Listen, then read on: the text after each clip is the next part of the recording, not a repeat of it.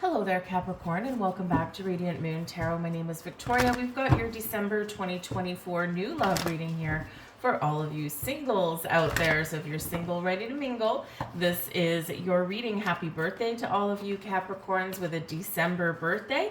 It's the start of your brand new astrological year. You might be feeling yourself being a little bit reflective and maybe even a little nostalgic, and perhaps you're looking at trying some new things or doing something differently when it comes to love. This month we do have some very interesting aspects, very intense energy.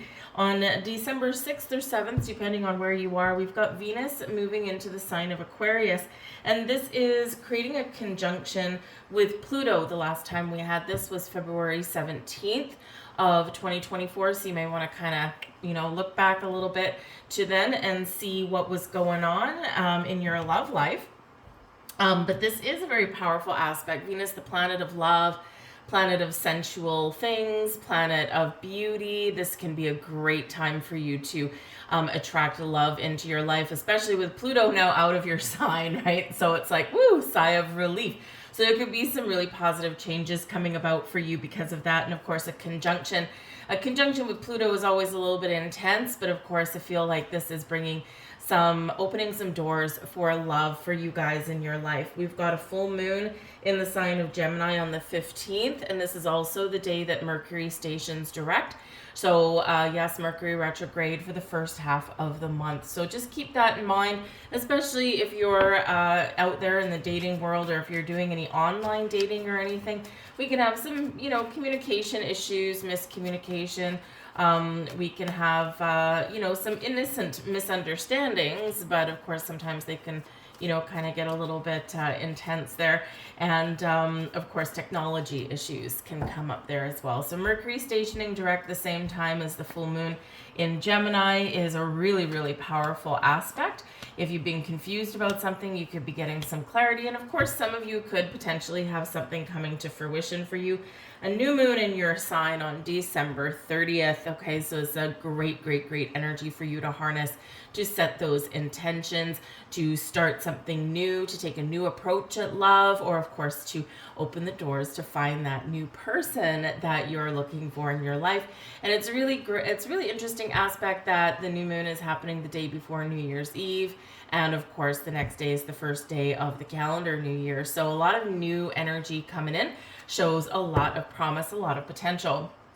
We've got the Queen of Gifts at the back of the deck here for you. Now, the Queen of Gifts is the Queen of Pentacles, okay? So this can certainly be an energy of taking it slow, taking it easy, taking it one day at a time, and being patient in your quest for love, right? Sometimes we do get impatient, especially this time of year. A lot of celebrations going on, a lot of family, a lot of get-togethers, a lot of fun, hopefully, for some of you out there, but it can sometimes be a little bit awkward or uncomfortable when we don't have a plus one, right? But the Queen of Gifts is reminding you that, hey, you know what?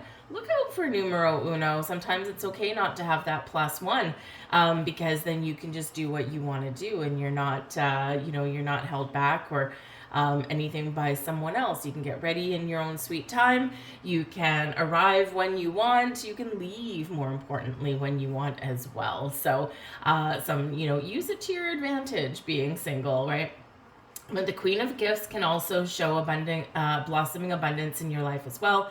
Something coming to fruition, coming to harvest for you, and it's because you've been patient, so it's going to pay off for you.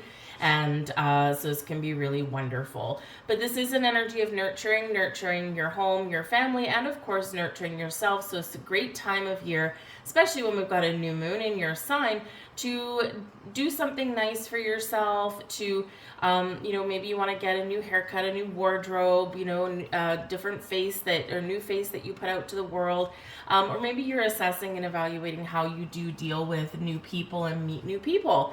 But whatever you're doing, you're being good to yourself. Okay, so this can be a really wonderful thing. We've got come to the edge here, so get ready, get prepared. Now is the time to brush your hair, put on some half decent clothes, and get outside. Come to the edge says that you're on the precipice of something wonderful. You're on the precipice of opening up those new doors, of meeting those new people. There's something happening, whether you are consciously aware of it or not, and you are just a couple of short steps away from stepping forward into something awesome and exciting. So get ready, just keep an open mind, keep an open heart, but prepare for action. We have co-create here as well for you. Things are manifesting in your life. Always a reminder that we're forever co-creating our reality with spirit, with the universe. Okay, there's something new coming in here. We've got this egg on this card, and this shows there's something almost ready. And on this egg, I don't know how well you can see it, but we do have these dots of the cheetah that are showing through. So this shows there's something close, right? So close that you can feel the little tingles in your spine, perhaps. But when we co-create with the universe, right, we put something forward, for example, intentions. We put something forward. The universe says, I got your back, Jack. And the universe starts opening doors and arranging people, places, situations for you.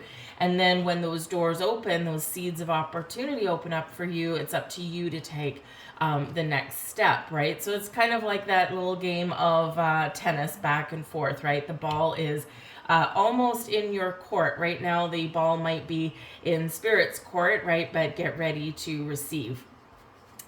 The energy activating for you in the month ahead, we've got the moon. So, of course, number one, the moon does represent the moon cycles in your life, right? The ebb and the flow. Sometimes things come to fruition. Sometimes things come to a close.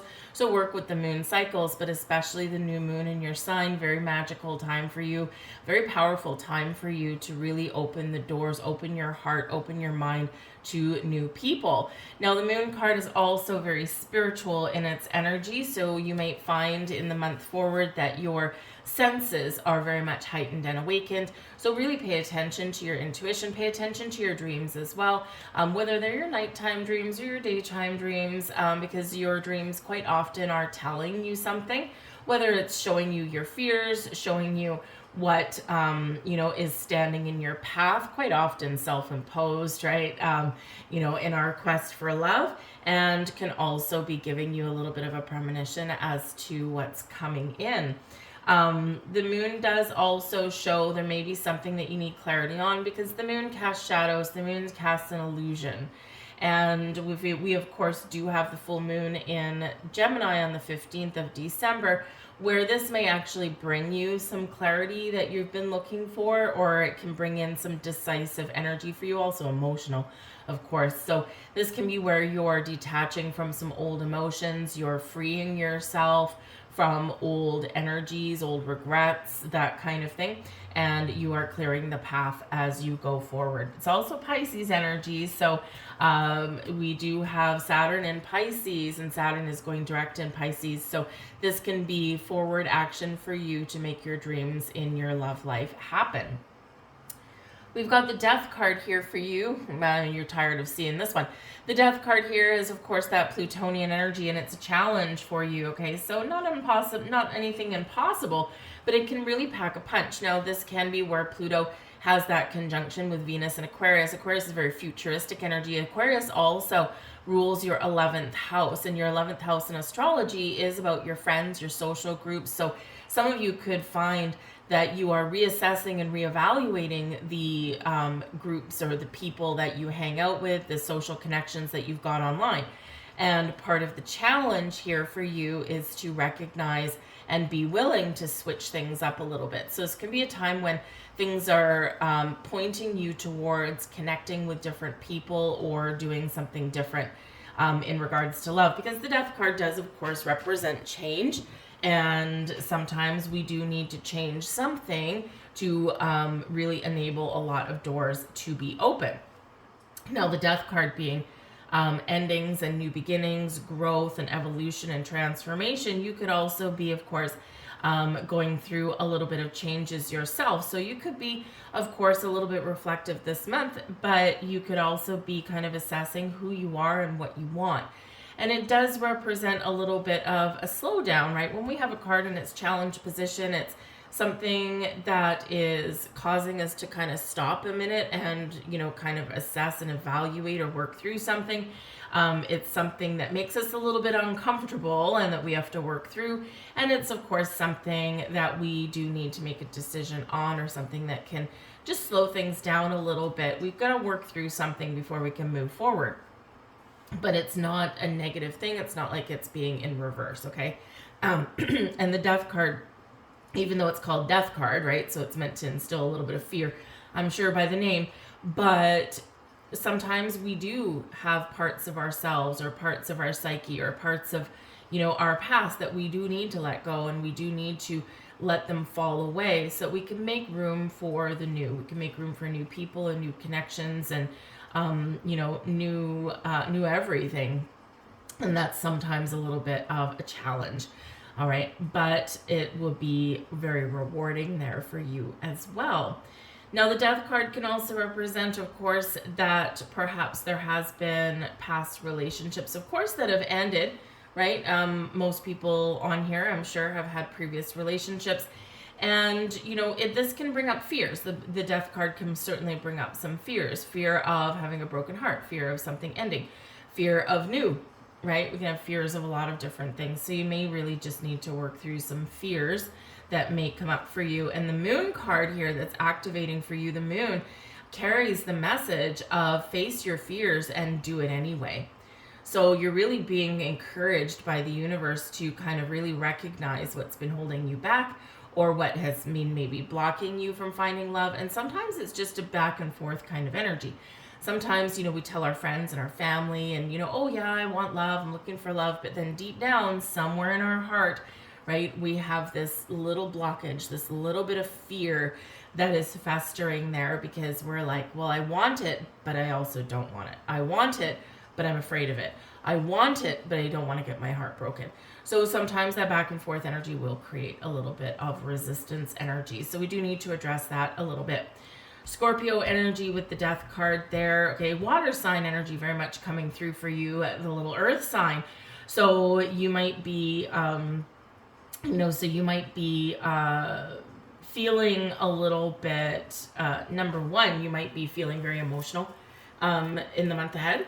Okay, but you might also be feeling like you might have a creative block, right? And, of course we're looking for love, right? So what does a creative block have to do with it?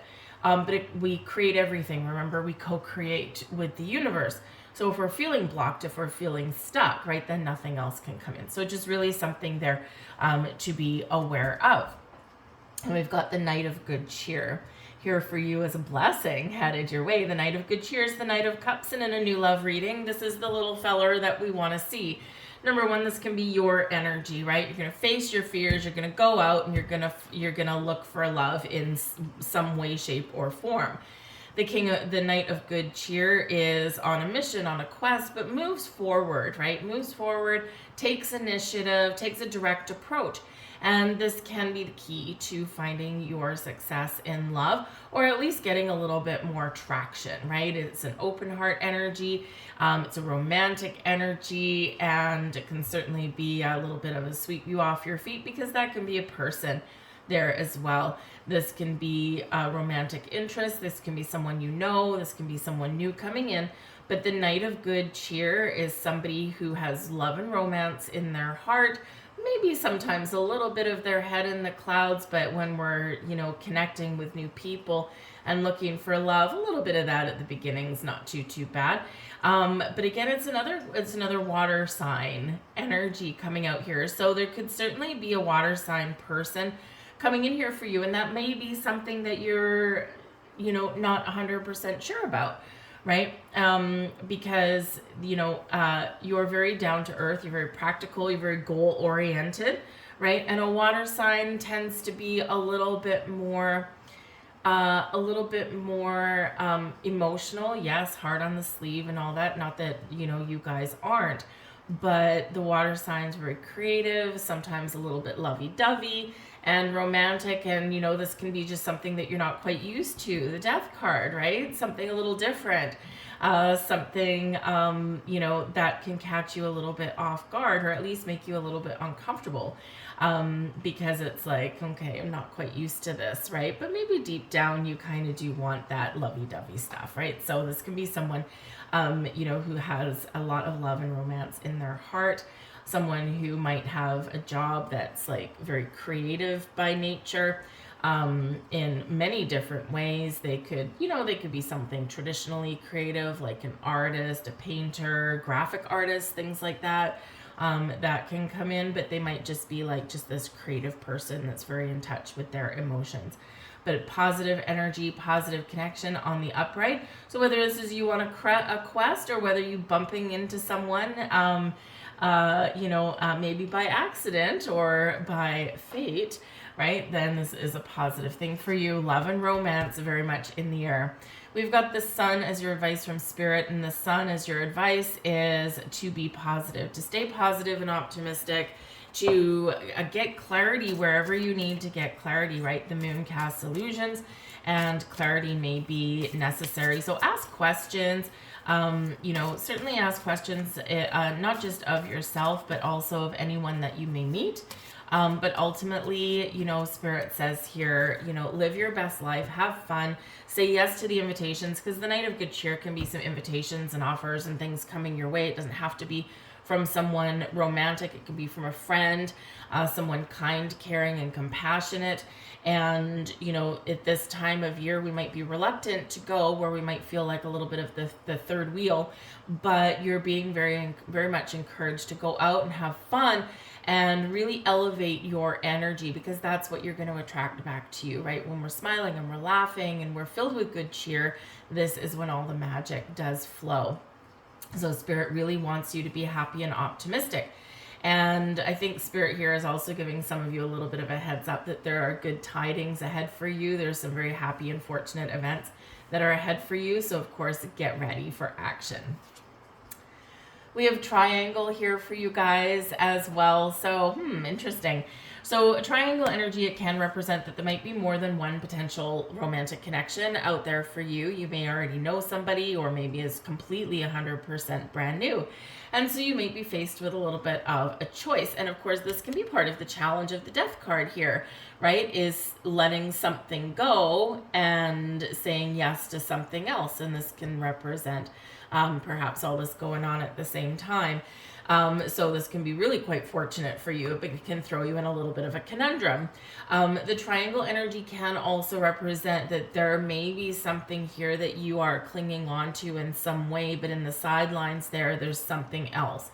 So you might be, you know, if you might need to, like, let's say perhaps you want new love, but there's something still tying you to your past. And there's a little bit of back and forth energy there. Of course, retrogrades, which we have the first half of the month, can bring people back, by the way. It can bring us a second chance. It can bring us an opportunity that never got off the ground, right? A person that maybe you had some attraction to, or they were attracted to you, but perhaps time and circumstance didn't allow a connection to happen. And so this can be that, you know, second chance for that. This can also represent that perhaps you're looking for the new, and someone from your past may come back in. Death card, right? Challenge, okay?